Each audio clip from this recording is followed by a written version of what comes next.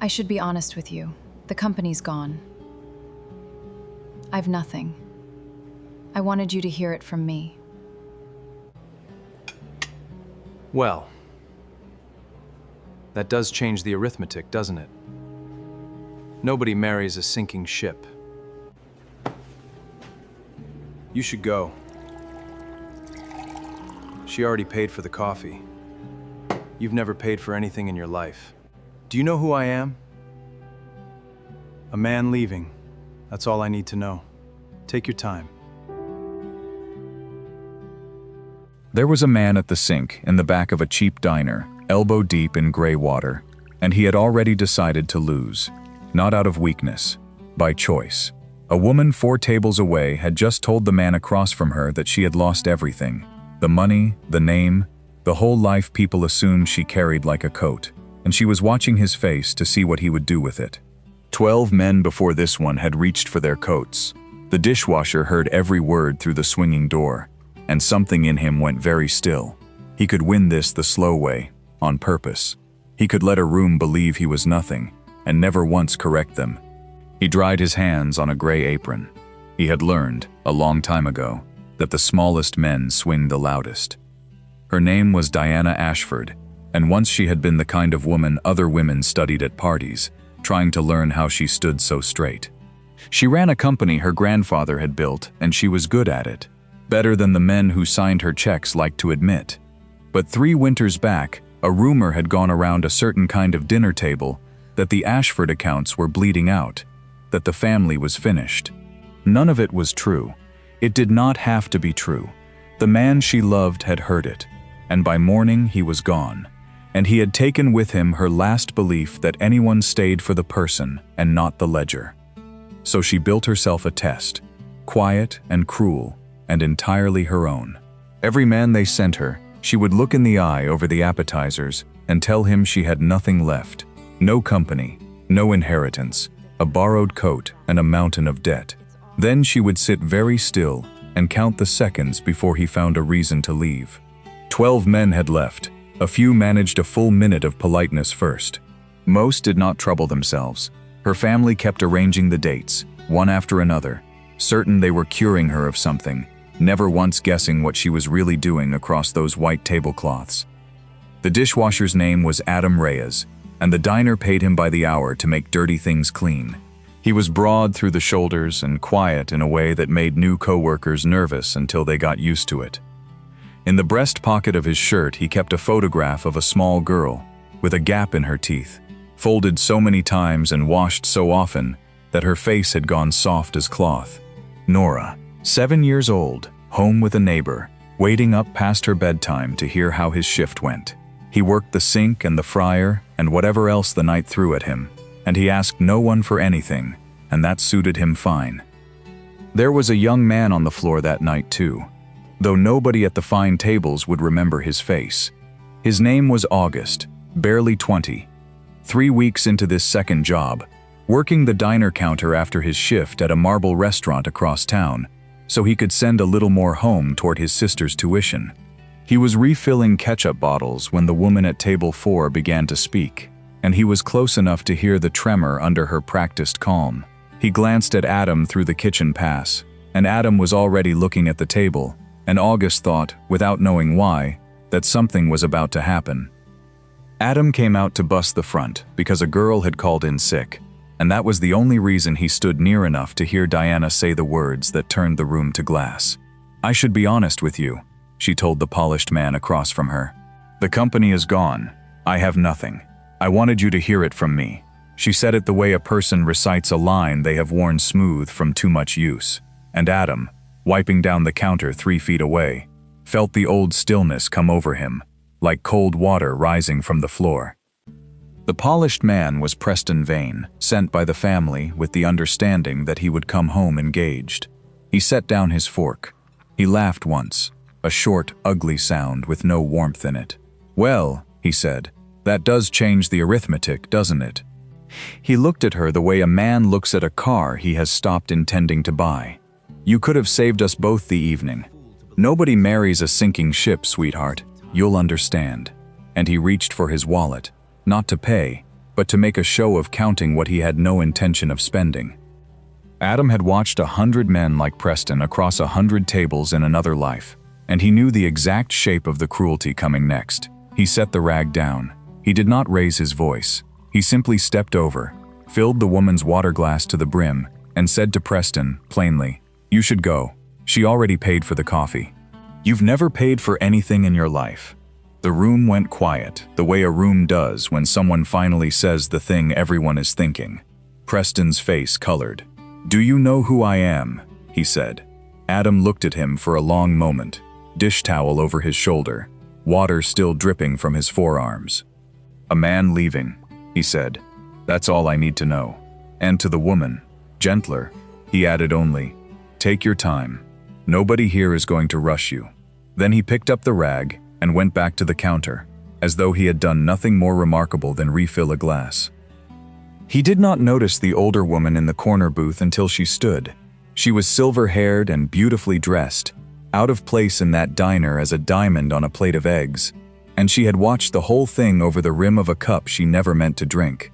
Constance Ashford, Diana's aunt, and the true engine behind every arranged evening her niece had endured. She had chosen Preston herself. There was a merger folded inside that marriage, 2 family names stitched together, and she had spent a year steering the girl toward it.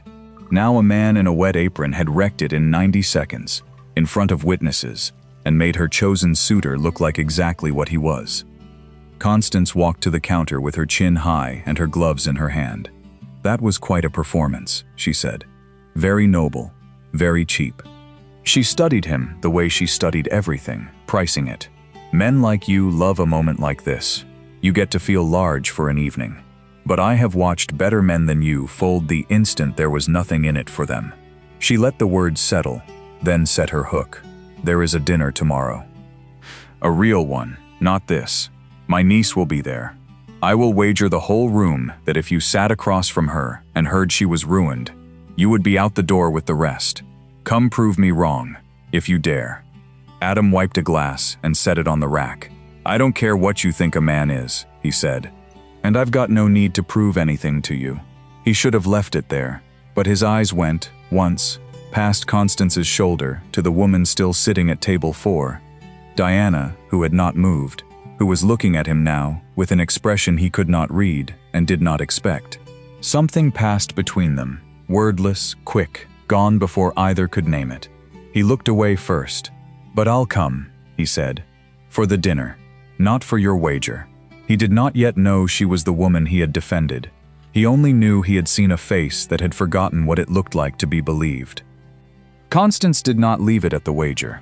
She lingered while Diana gathered her things and slipped out into the dark. And then she leaned close to the counter, low enough that only Adam could hear. "Let me be plain with you," she murmured. "That room tomorrow belongs to me. Every fork, every waiter, every word said at that table. You will walk into it a stranger, and you will leave it smaller than you came. I have unmade men who owned more than a dish towel." She smiled with her mouth only. "Bring the little girl's photograph if you like. It will make a poignant detail when the story is told." Then she drew on her gloves, one finger at a time, and walked out into a waiting car. Adam stood at the sink a long while after she had gone. The water had gone cold and slick around his wrists. He should have felt nothing. He had faced worse rooms than the one she promised, in a life he had walked away from on purpose. But the mention of the photograph had lodged under his ribs like a splinter, and he kept turning it, and it kept catching. He wiped down the last of the counter, hung his apron on its nail, and went out into the cold to walk the 11 blocks home. And the whole way he told himself he was not going to that dinner, and the whole way he knew he was. He let himself into the neighbor's apartment and carried Nora home half asleep against his shoulder, her shoes dangling from one small hand. He sat on the edge of her bed and let her fingers curl around 2 of his. She surfaced just enough to speak. "Daddy?" she mumbled. "Did the shift go okay?" He said it did. She was already sinking back under. He thought about the question, the one that had ended the other version of him. Years back, in a courtroom, he had taken a family's home apart brick by legal brick and won well, and come home flushed with it. 7-year-old Nora had asked him at the kitchen table, "Daddy, the people you beat today, are they going to be okay?" He had said he did not know, and she had looked at him and asked, "Then why are we happy?" He had never been able to answer her. He put down the whole life a month later. He was one of the sharpest legal minds 3 counties had ever produced, and now he washed dishes and made pancakes shaped like clumsy stars, and he had never once been sorry. A man could be skilled at a thing that ate his soul from the inside, and call it success, and never notice the hollowing until his own child pointed at it. He had spent his youth confusing what he could do with who he was. He tucked the blanket under Nora's chin and stood in her doorway listening to her breathe, and he thought about the silver-haired woman's promise to make a poignant detail out of his daughter's face, and his jaw tightened in the dark. The next morning, he did not decide over coffee. He decided crouched on the bathroom floor, with Nora's foot in his hand, working her toes into a sneaker gone thin at the sole he had been counting toward for 3 weeks. "These pinch," she told him, matter of fact, no complaint in it. Just a fact reported. He pressed his thumb to the end and felt her toe already at the seam. $48 sat folded in his billfold, the beginning of new shoes. He looked at his daughter's face and thought of a woman being made small by people who mistook money for worth, and he understood that a man who let that happen twice was not a man he wanted his girl to grow up beside. Across the city that same morning, Diana stood at a tall window in a house that was hers, in a company that was thriving, feeling like a fraud in both. Her aunt's card had been left on the hall table, with a single line in that beautiful hand, "Wear the gray. Preston will not be the only one watching." She had not slept. She kept seeing the dishwasher fill her glass to the brim and tell her to take her time, and the memory shamed her, because for 3 winters, no one had said anything so simple and so kind, and it had taken a stranger in an apron to do it. She dressed in the gray. She hated herself a little for obeying. Constance arrived unannounced at 11, the way she always did, and moved through the rooms touching things she did not own. "You will do exactly as we have practiced," she said, straightening a photograph that did not need straightening. "You will tell him you are ruined, and this time, my darling, when he leaves, because he will leave, you will finally understand that no one stays. Then you will marry Preston, who at least does not pretend otherwise." Diana's hands were cold. "And if he doesn't leave," she said quietly. Constance laughed, a light silver sound. "They all leave. That is the whole point of the exercise. That is the only lesson worth learning." She kissed the air beside her niece's cheek and was gone. Diana sat alone in the gray dress for a long time. She thought about the 12 men and the counting of seconds, and for the first time, the test she had built to guard herself felt less like a shield and more like a cage she had climbed into willingly and pulled shut behind her. She did not know the man from the diner would be at the table that night. She only knew she dreaded the evening in a way she could not name, and that somewhere under the dread was a small forbidden hope she did not dare examine, because hope had cost her too much the last time she let it stand. The restaurant that evening was everything the diner was not. Marble floors that threw back the candlelight, waiters who moved like they had been dealt from a deck.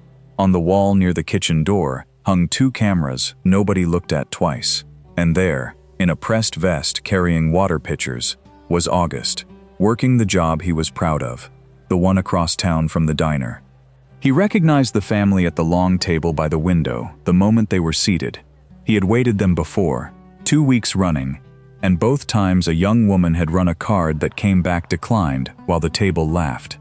He had told himself it was none of his business. Tonight, he set down the pitcher and found he could not quite tell himself that anymore. Adam walked to the door in the one good coat he owned and stopped on the sidewalk with his hand not quite on the brass. Through the glass he could see them, 10 at least, arranged like a jury.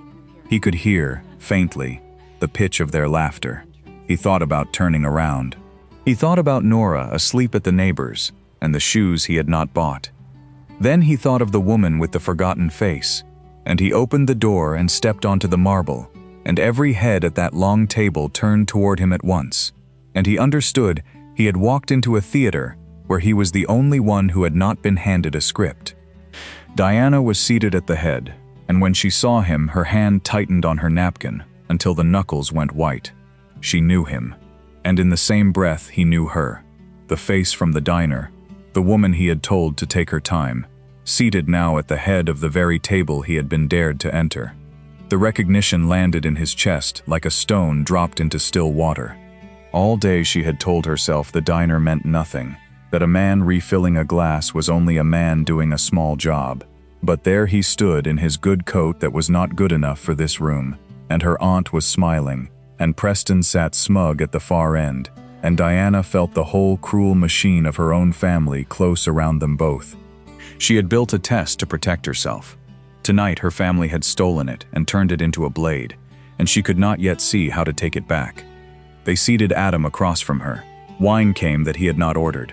Constance orchestrated it all, with the ease of a woman conducting a familiar symphony, drawing the table's attention, cueing her niece with a glance. For a while, there was only the ordinary noise of a meal, the clink of silver, the low performance of people talking about people not present. And in the middle of it, something small and unplanned happened. The bread was passed, and it came to Diana, and she turned and offered the basket to Adam without thinking, the way you offer bread to a person and not to a stranger. Their fingers touched on the rim. She held his eyes for one beat too long, and in that beat she was not testing anything. She was simply a woman looking at a man who had once told her to take her time.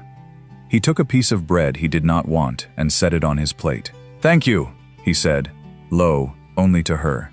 Down the table, Constance watched the exchange with the faint displeasure of a director whose actors have improvised. She lifted her glass and steered the moment back to its rails, asking Diana some bright, pointed question about the future, and the warmth between them cooled and hid itself away. But it had happened. Both of them knew it had happened, and it made what came next harder for Diana to do, and easier for Adam to forgive. Diana lifted her eyes and delivered the line she had delivered 12 times before, though it had never once tasted like this. "I have to be honest with you," she said, and her voice nearly broke on the word honest. "I have lost everything, the company, all of it. I am not the woman they told you I was." She could not hold his gaze while she said it. She looked at the tablecloth. She looked at her own hands. August, passing behind Adam's chair with the bread, slowed.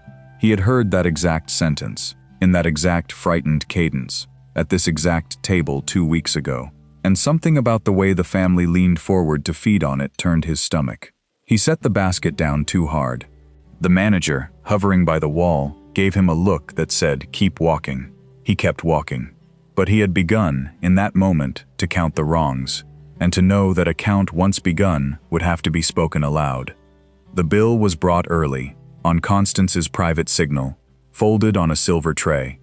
Diana reached for her card with a hand that shook, and she ran it, and the little machine in the waiter's grip blinked its verdict for the whole table to see. Declined. She tried again, because the family wanted her to try again, wanted the theater of the second attempt. Declined a second time, the words sitting there in hard letters, and down the table Preston laughed, and the aunt smiled her small, satisfied smile, and every one of them turned to look at the dishwasher, to watch him do what all the others had done. "Well," said an uncle, with a red face and a fuller glass. "This ought to be quick. Man washes plates for a living, I hear. Got a kid at home, don't you? Little girl." He said it the way you would flick a bug off a sleeve. Bit rich, isn't it? A man like that, being fussy about a woman's money. Beggars, choosers, all that. The table rippled with laughter, and it was the ugliest sound Diana had ever heard, because it was aimed at a child she had never met, at a little girl asleep across town who had done nothing but be born to a poor and decent man. Something rose up in Diana then that she could not hold down. She had endured their laughter, aimed at herself, for a year. She could not endure it aimed at him, at that folded photograph she had glimpsed in his pocket at the diner. She began to stand.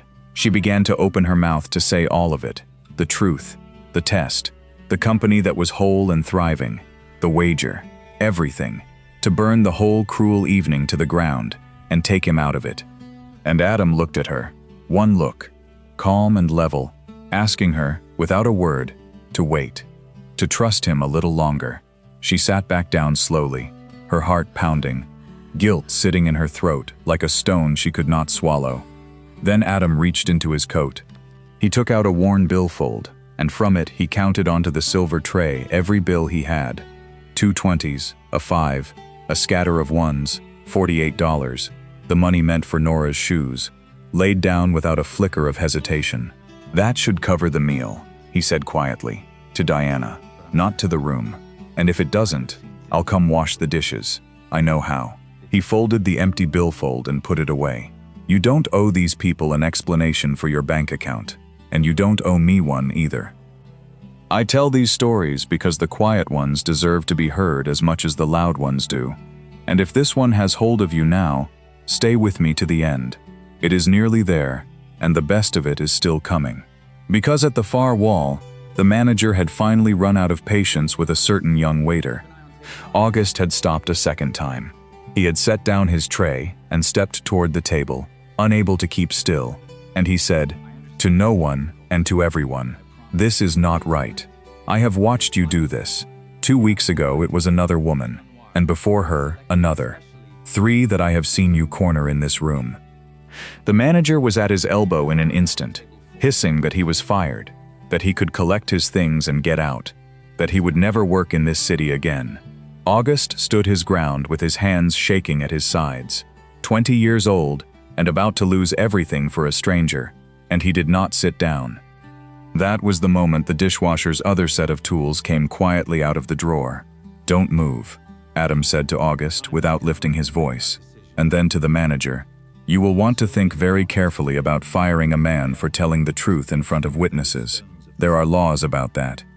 There are cameras on that wall, recording every word you have said in the last 5 minutes. If you would like, I can explain exactly what that footage is worth to a man like you, and to a man like me." He said it so evenly, so precisely, that the manager took a full step backward without knowing why his own body had done it. Constance leaned in, delighted, misreading everything. "Cameras," she said, tasting the word. "How perfect. By all means, let us roll the footage. Let the whole room see this noble little man for what he really is." She believed she was springing a trap. She snapped her fingers at the manager and demanded the screen behind the bar be turned on, certain it would show her niece being foolish and a dishwasher grasping above his station. It never once occurred to her that a camera keeps whatever it is given, with no loyalty to the hand that owns it. The screen brightened, but August stood at the controls now, and August did not cue tonight's footage. He cued the night before, the cheap diner. There it was, silent and undeniable. Preston Vane, laughing at a ruined woman, reaching for his wallet to spend nothing. The sneer, the words you could read on his lips. And then a dishwasher in a gray apron filling a water glass to the brim and telling a stranger to take her time. The whole room watched it, and the laughter died at the long table like a candle pinched between 2 fingers. "Keep watching," August said, and his voice did not shake now. He advanced the footage. There was Constance in the corner booth, her hook, her wager, her gloved hand, and beside it, footage pulled from this very room over the past weeks. 3 women, 3 declined cards, the same family, the same laughter, the same private test, turned into blood sport for a table of people who thought money had made them kind. It was all there. The pattern nobody was ever meant to see. Laid out plainly in the light of a screen the aunt herself had demanded they switch on. Then August turned to the room, because the truth belongs to whoever is brave enough to say it out loud, and he said the thing none of them knew. "And this man," he said, nodding at Adam, "the one you have laughed at all night. I looked him up on my break, because something did not add up. Adam Reyes. Before he ever picked up a dish towel, he was one of the finest attorneys this state ever licensed. He walked away from all of it years ago. He could buy and bury every person at that table without breaking stride, and instead, he washes plates and raises his daughter, and he defended a stranger for free, twice, when it cost him the last dollar in his pocket to do it. The room was so quiet, you could hear the ice settle in the glasses.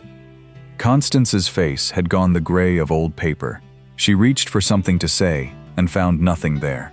Preston was already on his feet, mumbling about a call he had to take, edging toward the door and the safety of never being seen again. The red-faced uncle would not meet anyone's eyes. One by one, the great and comfortable Ashfords understood that they had been recorded, enjoying the ugliest thing people are capable of, which is the pleasure of another person's smallness, and that a young waiter and a poor man had just handed them their own reflection in front of everyone they knew. Diana sat at the head of the table with tears standing in her eyes, and the shame she felt was not the shame they had tried to give her. It was her own, and it was worse. She had built the test to guard her heart, and somewhere along the way she had let her family sharpen it into the very cruelty that had once broken her.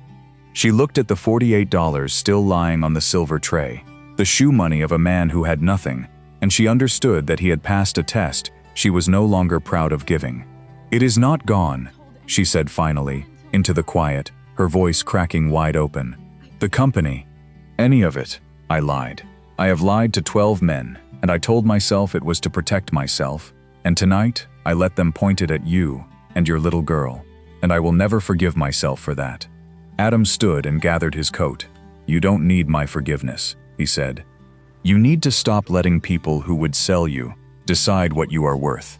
He turned to go, because he had a neighbor to relieve, and a daughter to carry to her own bed, and because he had never come here to be anyone's answer. He got as far as the door. "Wait."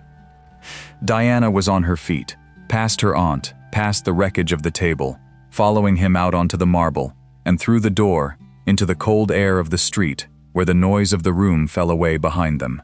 "You knew," she said. "At the diner. You knew what they were before I did. Why come back tonight? Why walk into that? For a woman you met once." Her breath fogged in the cold. "You don't even know me." He stopped under the streetlight and looked at her for a long moment, the way he had looked at her across the diner, and this time he did not look away first. "No," he said. "I don't." A pause, and something in his face that was almost a smile and not quite. "But I saw your face when that man laughed at you. I have spent a lot of years learning to tell the difference between people who are hard and people who have only been hurt into looking hard. You are the second kind." He shrugged into his coat. "That is all it was. Don't make it more than it is." "And if I wanted to make it more than it is," she said, and her voice trembled, because she had not been brave in a very long time, and she was being brave now, out on a cold sidewalk with her family destroyed behind her. "If I wanted to know you, the real you, and not what a camera says you were. Still don't care what your family thinks a man is," he said, "and I don't much care what the room thinks either." He looked at her, and the almost smile came the rest of the way. "But I would care what you think, if you took your time about it, if it was real." He did not reach for her, and she did not reach for him, and that restraint between them on the empty street was worth more than any embrace they might have managed, because both of them had been taken cheaply before, and neither of them intended to be taken cheaply again. Inside, the manager who had tried to fire a boy for telling the truth was packing his own things by week's end. The owner had watched the footage and gone very quiet, and then he had walked into his empty office where August stood waiting to be dismissed, and made him shift lead instead. The boy who had objected twice and nearly lost everything for a stranger walked out of that building with his job made larger and his sister's tuition suddenly within reach, and the first thing he did on the sidewalk was call her and tell her to hold on a little longer, that he had good news for once. Diana went home and took her test apart for good. She wrote to each of the 12 men. Most had earned their exit honestly, and she did not write to apologize for the test. She wrote to be finished with the whole machinery of suspicion she had built her days around. She stopped taking her aunt's calls. She began, slowly, to become a woman who could be believed again, which is far harder than becoming a woman who believes no one, and takes far longer, and is worth every difficult day of it. Adam kept washing dishes, because he liked the honesty of clean water and the shape his days had taken, and because Nora liked walking to the diner after school to sit at the counter and do her letters while her father worked. But there was a third stool now, some evenings, and a woman on it who came as herself. No test and no lie, only a person learning how to sit still beside someone without bracing for the floor to drop. She learned to like the smell of the fryer. She learned the names of the regulars. She took her time, exactly as he had asked. And he never once rushed her, exactly as he had promised at the diner on the very first night.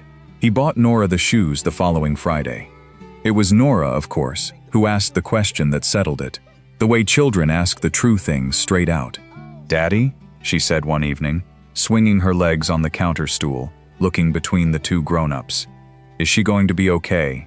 And Adam, who had once been unable to answer his daughter, looked at Diana across the counter and found that this time the answer came easily. "Yeah," he said, "I think she is." And Diana had to turn away and busy herself with a napkin so the child would not see her cry. The people at that long table believed worth was a number you could look up. They learned otherwise in front of everyone they knew. Worth was the water glass filled to the brim for a stranger, and the last $48 in a man's pocket laid down for a woman he owed nothing. So be gentle with the quiet man at the sink. You never know what he carries folded in a pocket, or what he walked away from to become the person clearing your plate. These stories are made with love. If this one stayed with you, subscribe and sit with me by the fire again. That is all I ask.